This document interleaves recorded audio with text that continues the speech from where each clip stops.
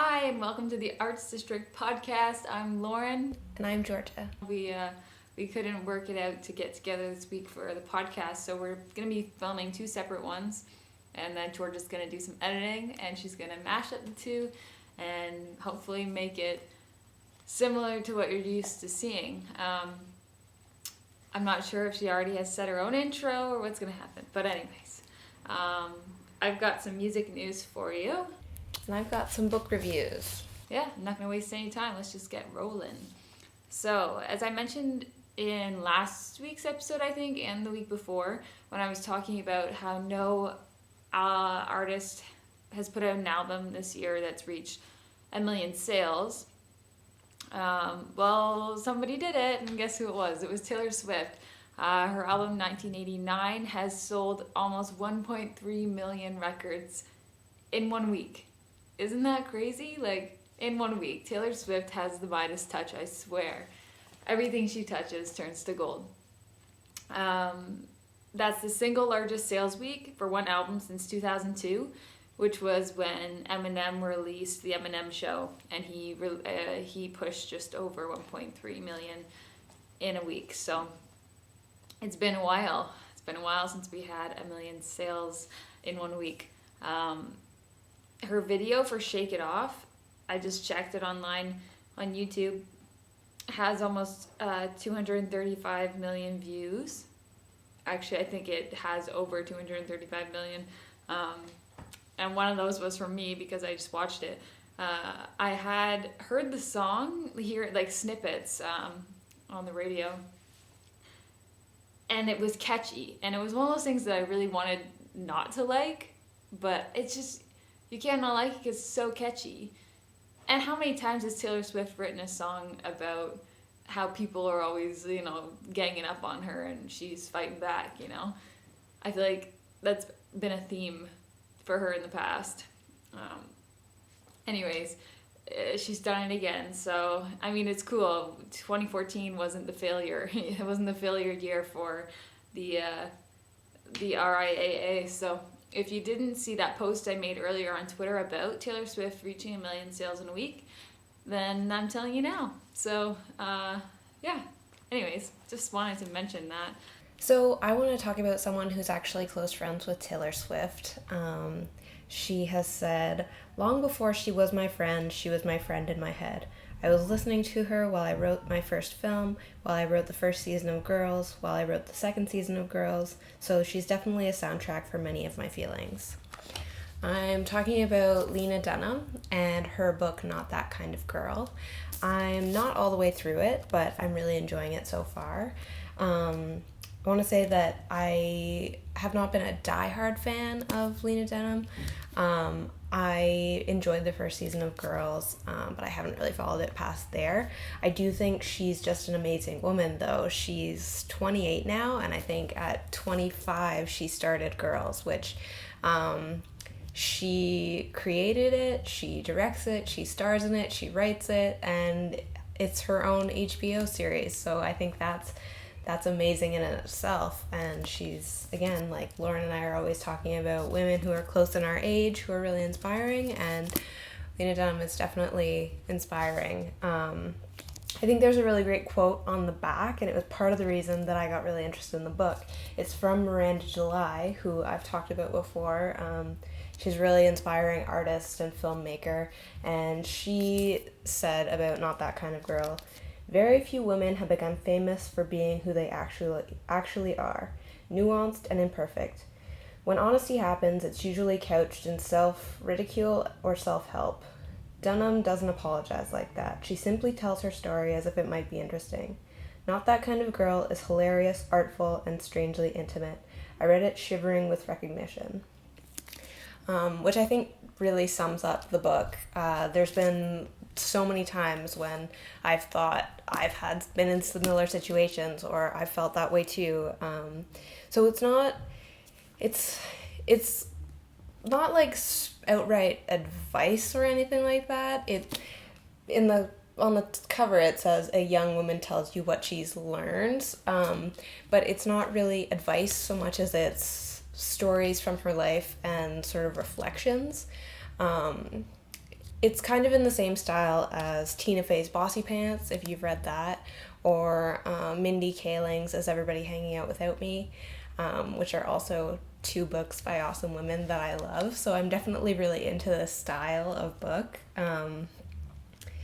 Yeah, so I don't know if you're looking for a gift for someone for the holiday season, or if you're just looking for a good read by a really awesome lady, check this out. Now, moving on to some Canadian music.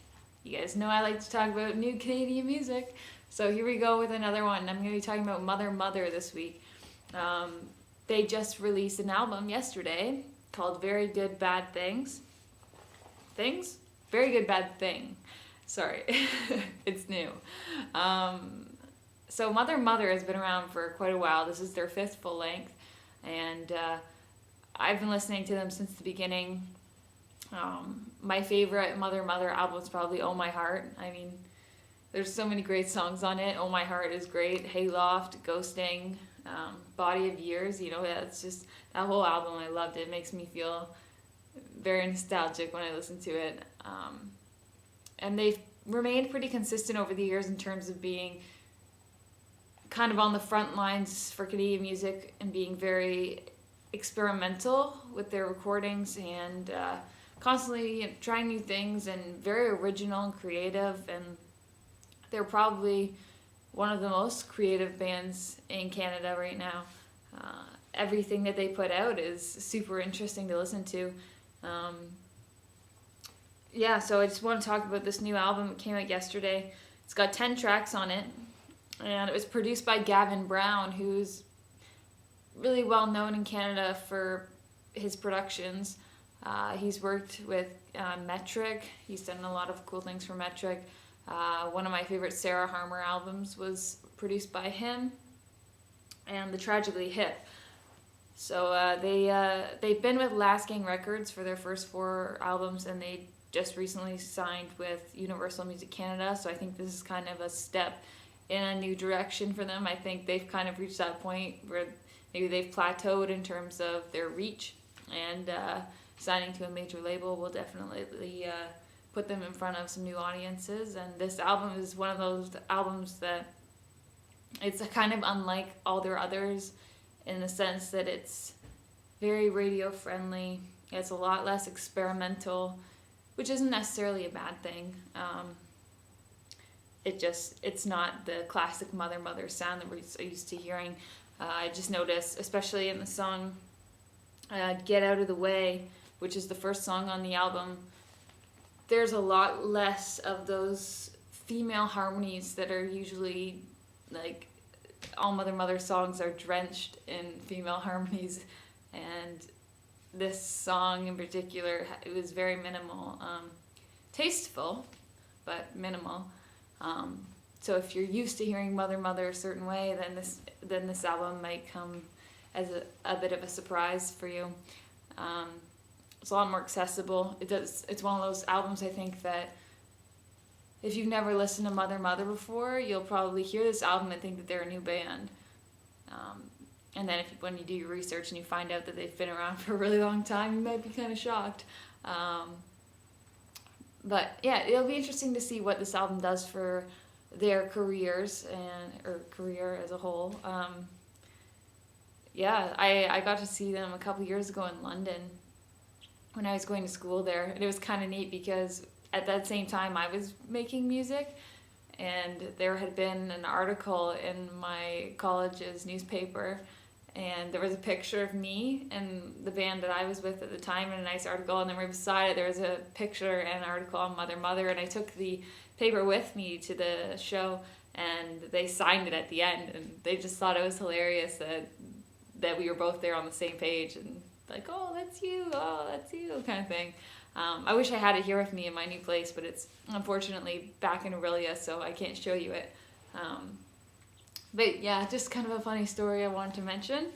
It's weird doing this without Georgia, because normally I can, like, feed off of her and we can just have chats, but when it's all on me right now, it's different. Yeah, so if you are unfamiliar with Mother Mother, the music itself is kind of pop. I mean, it's very poppy, but underlying rock elements and electronic too. What can I say? Yeah, so if you like them, they're coming through Toronto on November 15th. They're playing the Danforth Music Hall. And for people like me that live in Hamilton now, November 22nd, I didn't write down the venue. I'm surprised. I want to say Hamilton Place, but I don't think it is. Anyways, you can find out more information for their tour dates on their website, which is mothermothersite.com. And I'm going to play you a sample probably of the title track, Very Good Bad Thing, just because I think it's a good representation, obviously being the title track of what the rest of the album's about and how it sounds. So I'll pick a clip out of there and you can hear that. Enjoy it. Try to get out, but we just keep sticking around. 'Cause it is a very good bad thing we found. I am in pain to see this go, but we were putting a hole in our hearts with a poison arrow. Alright, so there you have it. That was the sample off of the new Mother album, Very Good Bad Thing, which came out yesterday, November 4th, on Universal Music Canada. If you like what you hear, go buy the album on iTunes, or I'm sure there's various websites where you can stream it. So the next book that I want to talk about is Zelda by Nancy Milford. This was originally published in 1970, and it was Milford's dissertation for university. It's a really interesting book. I've sort of always been interested in Zelda Fitzgerald since reading The Great Gatsby, and also seeing her portrayed in Woody Allen's Midnight in Paris, which is one of my favorite movies. So yeah, this Halloween I went as a flapper and I was doing a little bit of research, and it sort of sparked the whole interest in Zelda Fitzgerald again. So I was looking her up and I found out about this book. It sort of casts Zelda in an entirely different light from ways that she had been written about previously. Just a really interesting read because it was researched in the 60s. The author was actually able to speak with people who had interacted with Fitzgeralds, and it has loads of excerpts from letters between the Fitzgeralds themselves as well as others who knew them. So it's really interesting document of times, and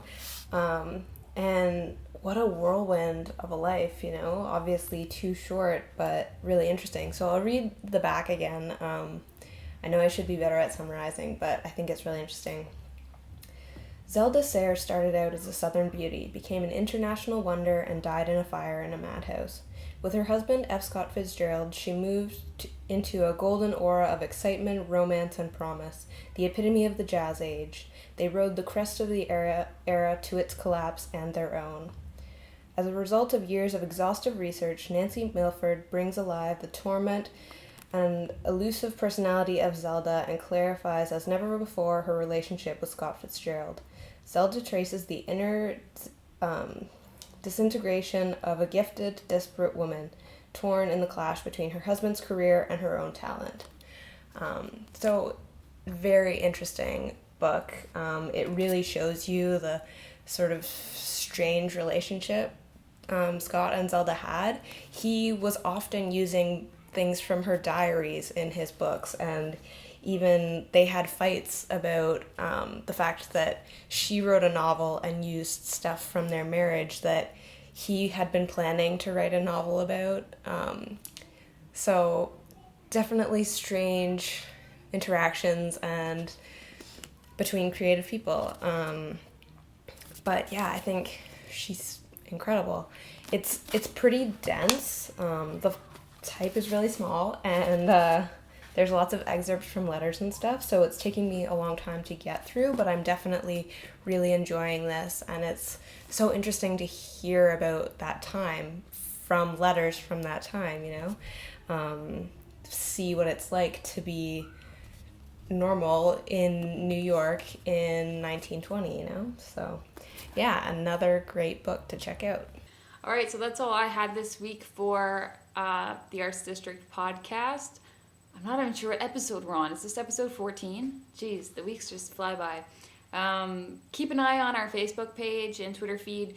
I'm going to be posting some links to some interesting articles that I've read lately. And, before I forget, I already forgot to mention it, so I'm just going to do it now.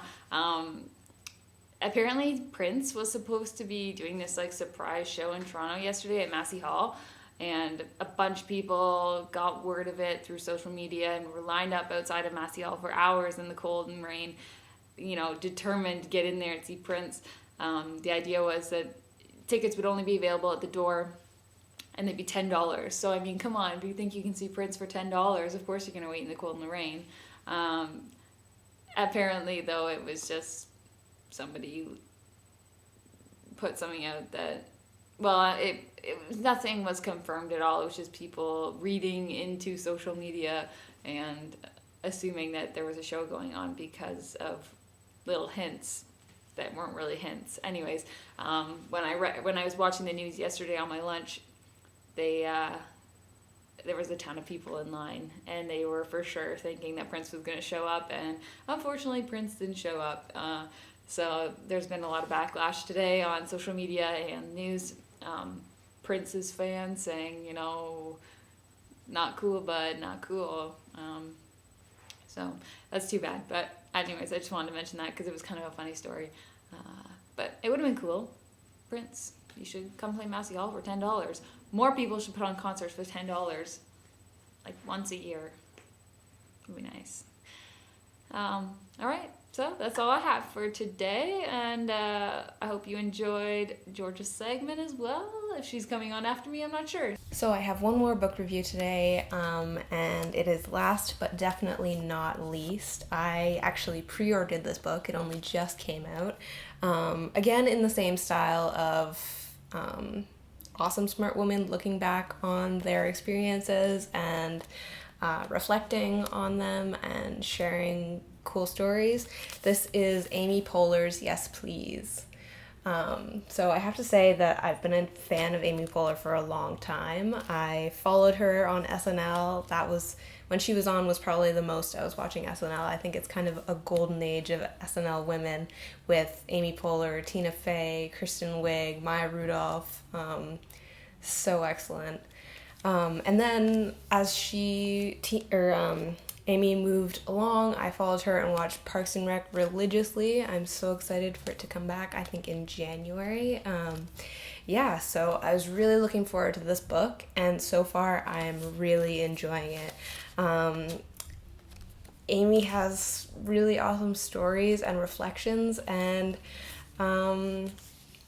I like how honest she is about writing. She talks about how hard it is, how this book was written in the Notes app on her phone while her kid was sleeping on her lap, and in between scenes filming Parks and Rec. She talks about like wanting to live a good life. I think she's known on the internet as someone who has really great advice and stuff. And this book isn't necessarily flat out advice all the time. It's often mixed in with stories again, but she's just such a positive person, and I'm really enjoying this book. She's got these huge pages of sort of quotes that she's known for. This one is, "Nobody looks stupid when they're having fun." She's just so great. So yeah, if, again, you are looking for a gift for somebody or looking for something to read, I would definitely recommend this. Amy Poehler is awesome. So yeah, check out any of these books. So, yes, thank you for watching the Arts District podcast. And we will see you for 15 coming up next weekend. And remember that we are now airing Sunday evening rather than Saturday afternoon. Just works out better for us, and yeah, hopefully it's a good end to your weekend. Bye. Bye.